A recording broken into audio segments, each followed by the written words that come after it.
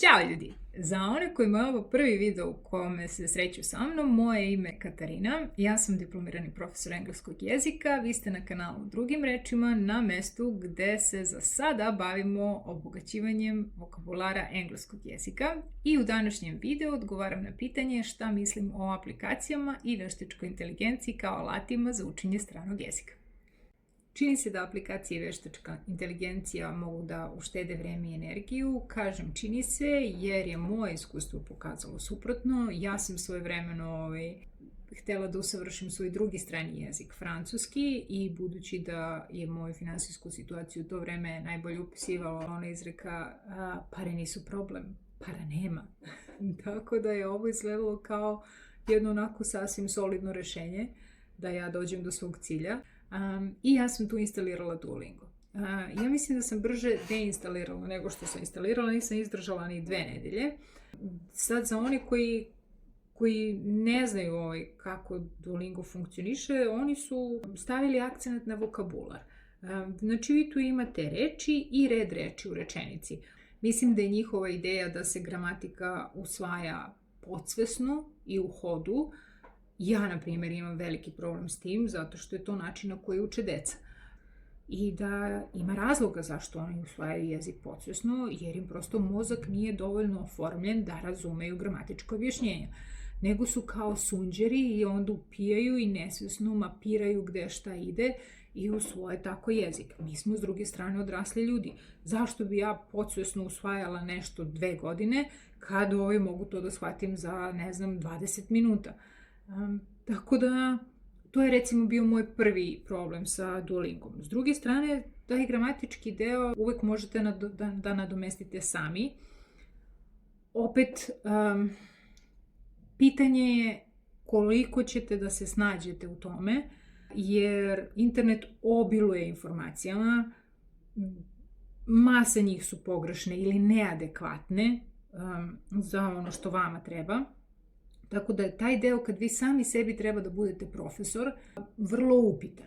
Drugo, vi podsvesno recimo i pokupite nešto od gramatike, ali baš zato što je podsvesno vi nemate pojma zašto je to tako. Znači vi znate da to tako treba, a zašto to tako treba? Što može da pravi problem kasnije i uglavnom pravi problem kasnije kad vi zaista rešite da se usavršite ili da uložite u svoje učenje kako treba. Treća stvar koju ja zameram Duolingu je taj pritisak notifikacija. Zdravo, da li smo vežbali danas, da li smo učili danas, vreme da vežbaš danas, a da učiš danas. Što opet kažem, svi smo različiti i postoje ljudi kojima verovatno ta vrsta podstreka odgovara. Ja nisam u toj grupi, meni to izaziva kontraefekat. Možda postoji mogućnost u onim podešavanjima da se to smanji ili ugasi, stvarno se nisam zadržala dovoljno dugo da to saznam. U zavisnosti od toga kakav smo profil ličnosti, zavisi kako ću recimo ja kao profesor da vas pritisnem za nešto. Znači taj jedan način na koji se nešto predaje nekom je vrlo ljudski, baš nezamenljiv. Ja poznajem osobe koje vole Duolingo, koje vežbaju s Duolingom, koje su napredovale uz Duolingo, maltene se kunu u njega, ali su obe profesori stranog jezika, što znači da one verovatno te nedostatke Duolinga nadomešćuju svojim radom. I to je taj deo gde ste vi i profesor i student, što meni u tom trenutku nije odgovaralo ni sada. Ali opet kažem, ima ljudi kojima to odgovara. U upotrebu ovih aplikacija najbolje opisuje ona Njegoševa, a u ruke Mandušića Vuka svaka puška bit će ubojita. Nisam sigurna da li citiram, ne držite me za reč. Ali poenta je ta, znači ako vi znate da baratate nečim, onda ćete vi lako dal Duolingo, dal nešto deseto, bit će to vama od koristi. Ali ako ne znate, velika je verovatnoća da će to da ima kontraefekat. Znači da ćete se upucati u nogu ili ne bože u glavu. To vas onda košta ne samo vremena i novca, nego jedne onako štete koja treba posle da se popravlja.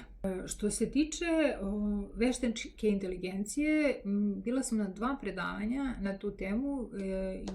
Jedno je organizovao Filozofski fakultet, drugo British Council, i na oba predavanja je veštačka inteligencija predstavljena kao alat za učenje jezika. Ono što je pomenuto na oba ova predavanja je da mi kao profesori moramo da imamo uvek na umu da veštačka inteligencija greši, znači da nikako copy-paste ili uzimanje zdravo za gotovo, nego prvo da isprekontrolišemo da li je sve u redu, pa tek onda možemo nešto s tim da radimo. Ako niste, znači eto tu neki jači srednji ka ovom advanced nivou, vrlo mala verovatnoća da ćete vi sad da gledate tamo sitna crevca i gde su greške, da li ih ima. A druga stvar koja mi je ostalo onako u sećanju, taj neprirodni audio format. Znači, verovatno ste primetili i brdo ovih reklama koji skaču, koje su generisane veštačkom inteligencijom, gde vi po zvuku znate da to prosto nije prirodno. I onda je to je pokušano kao da se predstavi kao nešto korisno, jer eto početni nivoji, pa čak i neki malo jači, imaju problema da razumeju šta izvorni govornici kažu, ako pričaju prirodnom svojom brzinom ili ne da Bože koriste dijalekat.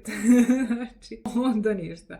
I vraćamo se na ono kako deca usvajaju jezik. Pa tako što slušaju. Znači, ako vi slušate jednu ravnu liniju od intonacije, vi ćete onda da počnete pričate tako kao jedna ravna linija. Znači, i šta sad? Treba da ih pustimo da im tako bude lakše dok su, ne znam, na početničkom nivou, pa kad onda malo stasaju, onda ćemo kažemo, sad sve ovo što ste radili zaboravite, sad ćemo da radimo kako treba da se radi.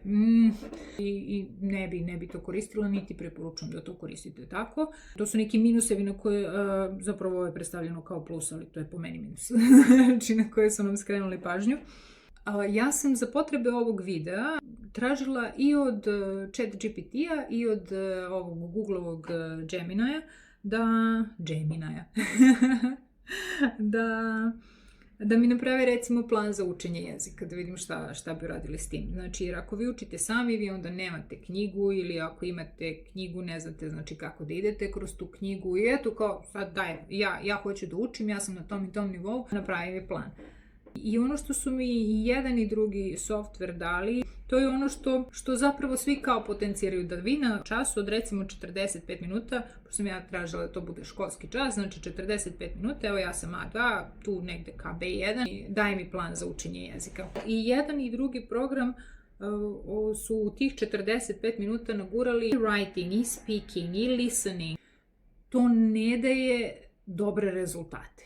Znači, bar u mom iskustvu se pokazalo kao takvo. I opet se od vas očekuje da budete i profesor i student. Znači, ovaj jedan, mislim da je samo sekund, ko mi je rekao? Da, ovaj Gemini. Slušaj ovaj video, zapiši šta čuješ, probaj onda to da izgovoriš, pa proveri da li dobro izgovaraš. Da li to zaista štedi vreme i novac? ChatGPT s druge strane, tu me je fasciniralo ovo focus on fluency, not perfection. Nije bitno da to bude ispravno, nego je bitno samo da se progovori. Fluency znači tečnost. Tečnost znači lakoće izgovora. Tako da taj deo, fokusirajte se na tečnost, a ne na perfekciju, to je meni paradoks. I mislim da tečnosti bez tačnosti nema. Tako je moja presuda što se tiče veštačke inteligencije, da je odlična da vi vežbate, ali ako znate šta konkretno hoćete da vežbate. Znači, ne ovo što sam ja tražila, daj mi plan za učenje jezika, pa ćemo mi sad svaki dan po nešto, nego recimo znate šta hoćete da izvežbate i kažete ja sam na tom i tom nivou, treba mi to i to, hoću vežbam prideve, hoću da vežbam, ne znam, članove, hoću da vežbam gramatiku, ova vreme, ali ne gramatiku, nego baš precizno ovo vreme ili ova vremena ili ovo vremena u ovom kontekstu. Znači, ako znate šta vam treba konkretno i to hoćete da provežbate, onda je super stvar. To je to od mene, drugari, za danas. Prijetan vikend vam želim. Vidimo se u sljedećoj epizodi. treba konačno da završimo ovu knjigu. Gde je knjiga? Evo. Znači, ubili ste me s ovom knjigom. Ovaj The Art of Invisibility, ja ne znam, znači, šta sam sporije čitala od ovoga. Siva nam je sadašnjica, a ne da je siva nego je crna, a onda ovo doda još na to i onda nikako. Znači, 2 plusa se odbijaju. Tako da ja se nadam da ćemo za još jednu, eventualno, što bi rekao Jezdić u onoj reklami, 2 epizode, da konačno završimo s ovom knjigom i sledeću onda biram ja. Ovo ste birala vi, sledeću biram ja. Ćao ljudi!